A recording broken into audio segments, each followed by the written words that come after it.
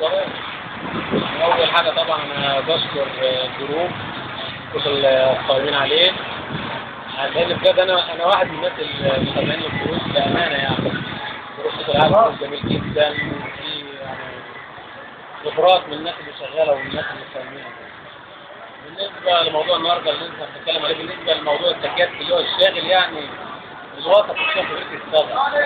يعني معلومة أعتقد إن كتير مننا عارفين موضوع التوك كان الشغل فيه تطبيق على فكرة، ولكن للأسف وفي الأخيرة الله أعلم بسبب إيقاف التطبيق جه فترة في آخر بالتحديد 2010 أو كل سنة 2010 كان مستفاد كل أي حد طبعا مش معنى ليه مستفاد كل اللي حاولت تستفاد بسببه وتعاني أساسا إن أنت تعرف أصلا هو بتاع مين، مش تعرف الفرق بين التوك.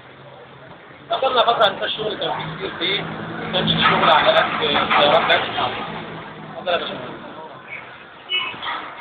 طبعا بعتذر طبعا عشان يكون مستعد.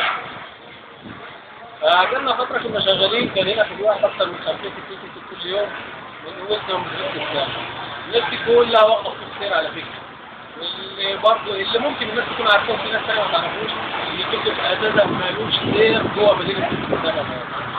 تكتب اللي في القرى كمبوشة الدبايبة القرى الداخلية اللي هي بتاعت المدينة مش بتاعت كبيرة الساحل.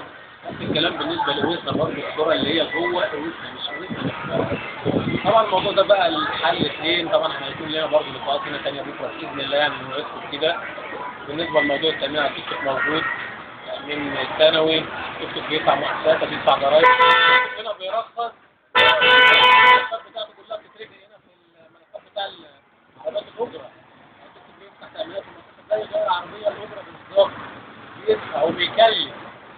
أعتقد الترخيص هو على الأقل يعني لو شجعنا الناس على كده، مش هقول إن هو بيخسر ولا حاجة، ربنا طبعا يبارك طبعا لكل واحد منه طبعا، وفتح برضه بيوت عشان نقول إن هو يعني هو وسيلة كويسة نفعتنا كلنا، وأنا واحد من الناس اللي أساسا تكتب وسيلة مواصلات سهلة بالنسبة لي.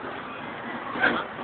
أعتقد طبعا الحد اللي في المجال النوبي على عدد قليل، احنا لما جينا ثبتنا هنا الشارع العمومي الحاجة الوحيدة اللي بتظهر تعليمات في الدكتور حتى الناس بتمشي من الشارع يعني رايح بس انما تكتب بقى على العكس، تكتب الحاجة الوحيدة اللي بتظهر حتى بتخلي المنظر الحضاري بتاعنا والمنظر بتاعنا.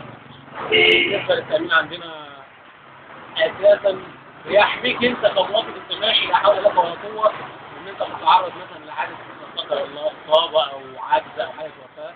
الشركة عندنا شركة للمصاب التأمين على فكرة عندنا ضد الغير، في ناس كتير بتفكر إن التأمين اللي هي بتدفعه بيبقى صلاح. التأمين لا ضد الغير، المواطن الغلبان أو الماشي العادي اللي مالوش ذنب في حاجة نوع الإصابة والنور طبعا كلها رزق ربنا، ولكن في حالة الإصابات الشركة بتصرف حوالي تعويضات حوالي لحد 10 حد أكثر 10,000 جنيه، حالة الوفاة لا قدر الله بتصرف لحد 40,000 جنيه في خلال شهر من الحاجة. يعني تقدم المحضر تمام بتاع النيابة يخدم من عندنا مؤسسة لا أقل من 30 بنسبة التعويض بتاعه.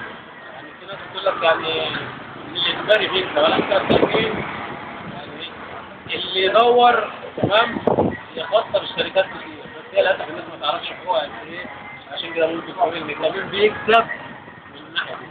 طبعا بشكر كل الجروب كل الناس اللي موجودة معانا، بشكر صديقي القائم على اللي عامل الجروب، وبشكر كل الناس اللي موجودين معانا، هم أكثر من 1100 عضو الفترة قليلة جدا، وأتمنى كده أبرر كل الناس اللي اشتركت في جروب صوت العقل، كل الناس يا ريت كل واحد يكتب كومنت على الفيديو ده، ويا ريت كل الناس كل واحد بس حاجة واحدة صغيرة بس وصولها كل واحد بس أصحابه اللي موجودين في السابق يا ريت يدخل معانا على الجروب، ويا ريت يحصل تفاعل أكتر ونشوف شكل أحسن. طبعا في الوسط بقول شكرا طبعا الوقت الجميل اللي انا قضيته معاكم، ونشوفكم كده في مره ثانيه ان شاء الله، واستنونا في 24 ساعه كوره مع احمد. شكرا. اتمنى بس الصوت يكون واضح.